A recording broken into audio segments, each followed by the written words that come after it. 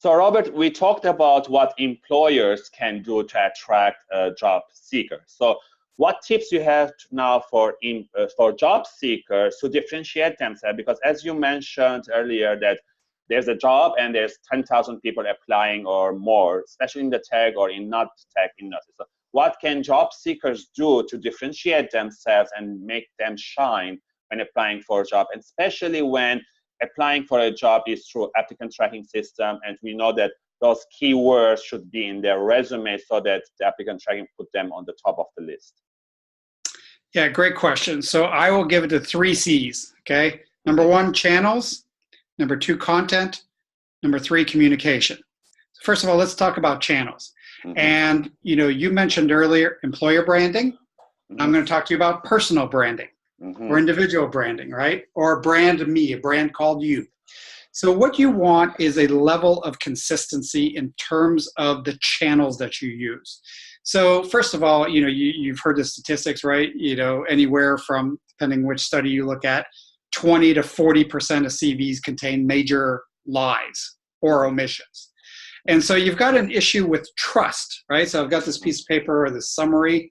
I've got this problem with trust, right? So this is where your branding comes in and your channels come in. So what you need to have is make sure that your CV matches what's on LinkedIn. Why? Because what they found is that the intention or proclivity to I'll say enhance your accomplishments on LinkedIn is much less because your colleagues see it, right? And typically they call it out and say, hey, you didn't do that. You didn't work on that project. So people, meanwhile, CV is private and it'll go directly. So what you have is your CV is consistent with your LinkedIn. Then you can start using other social media, right? And you can say on there, I'm passionate about X. Have a look at my Twitter. Wow, 3 times a day, I'm posting articles about X and I'm giving thoughtful analysis on it. So again, you've got a third reinforcement piece. If you can, there's, between Wix and Strikingly, there's other places where you can really easily create a personal website. Strikingly, for example, will extract from your LinkedIn and create a nice website for you. So now all of a sudden you got a website and you can expand there. Become a little bit more personal, right? This is what I like to do in my spare time in terms of hobbies and so on and so forth. Allows you to start a blog piece. So there, all of a sudden, you've got a personal, consistent brand. So the first one is channels. Make sure you've got your channels all lined up and they reinforce each other. So if you're in tech, right, so you've got GitHub, and all these other areas. If you're in design, you got Behance, right? So these places are where you can link your portfolio to. But again, make sure that everything is consistent across all the channels. Number 1 is channels. Number 2 is content. So what you put into it. So you mentioned earlier, the right words, the keywords in places like that. Well, not only are you mentioning keywords, your content needs to become outcome oriented. So just as what's good for one side is good for the other. So employers, you need to be very specific in terms of what you ask for, in terms of outcomes that you want this person to deliver. The same thing works on the other side. So in terms of employees, don't say, I was responsible for. So what? Lots of people are responsible for stuff and they never get it done, okay? Don't be that person. Be the person that says, I grew sales from X to X. I reduced the number of errors from 80 to 52 per week. I did this, right?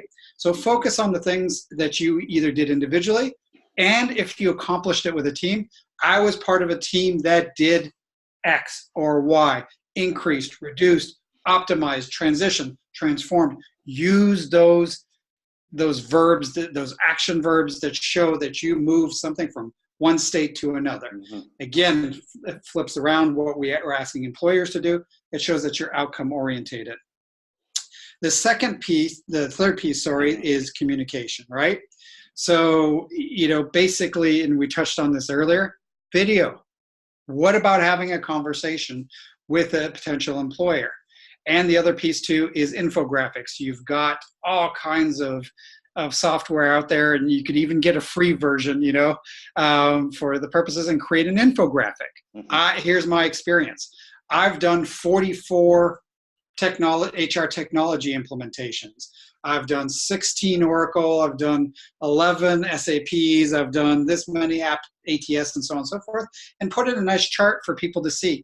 Because as you mentioned earlier, right, these things go into applicant tracking systems and so on. What if you had a nice infographic that was tied to the keywords that showed really clearly, you've done these implementations with this HR software?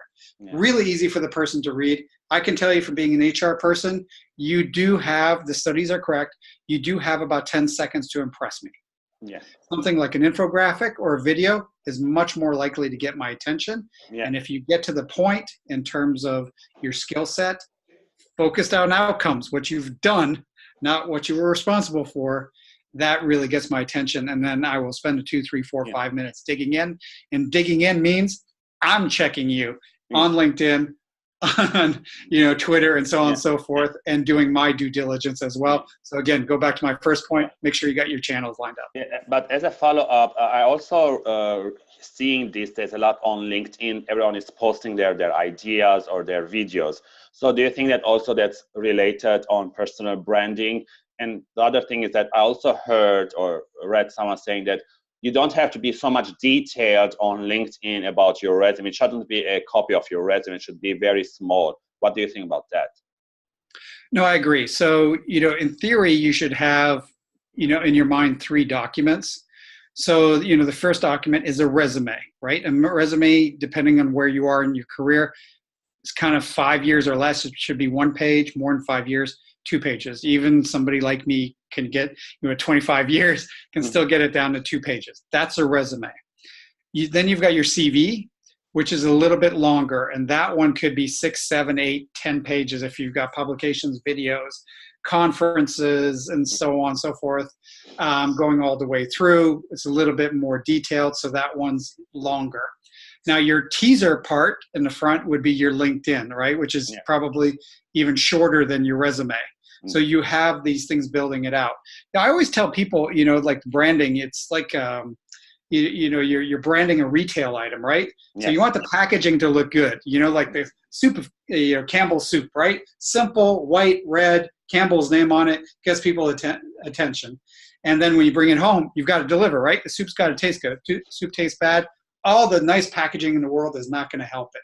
So this is, the content piece. That's why I always say, make sure that you don't try to overwhelm people.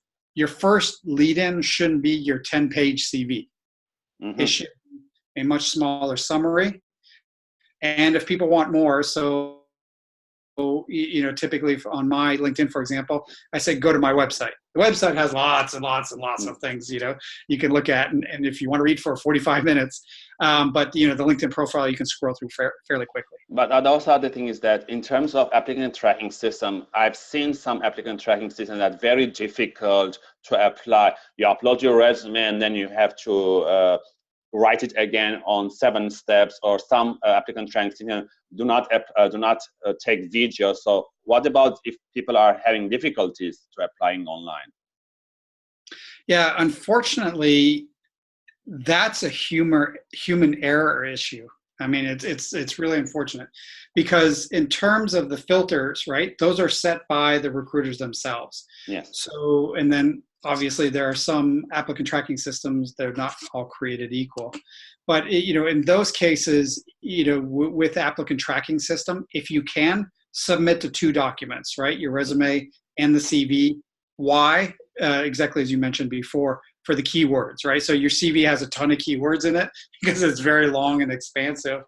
And so that tends to collect you. So usually people will ask you for a cover letter and a resume. So that's when you try to kind of double up on that piece, where you do your cover letter and then have the resume underneath it. Yeah. And then you're the place where they ask you for your CV or resume. That's when you do the long one to get the keywords pieces put in there. But unfortunately, it's how they set up the search criteria. Yeah. And again, let's go back to the beginning, right? What skill set, the HR people, need to have and develop? Yeah, it's data. And part of that data science, data analytics piece is understanding what information you want. If I got 1,000 applicants for this job, what do I need to know out of that? What are the pieces that are important, and how do I extract that from a talent pool of people on 2 pages or 3 pages? Yeah, thank you.